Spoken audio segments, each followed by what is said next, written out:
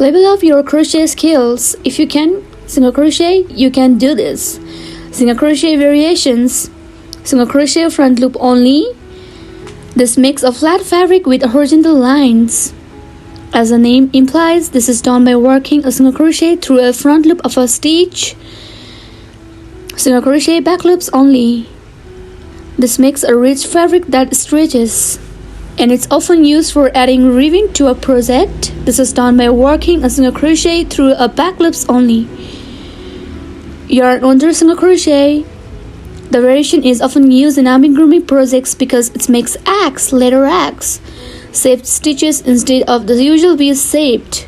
To this, insert your hook into the stitches. Instead of yarning over the hook, you yarn over, catch the yarn with the hook, pull up a loop, and finish as usual. Linked single crochet.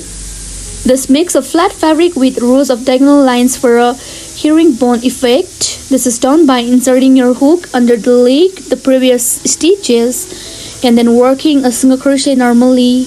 Before you finish, you will have 3 loops on the hook instead of usual 2. Extended single crochet.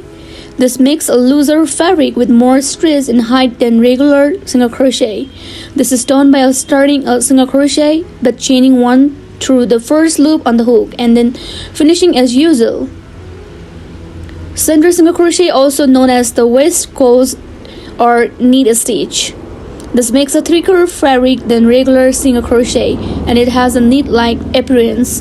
This is done by working a single crochet through the center of the stitch, between the legs of the stitch under the middle bar or trip.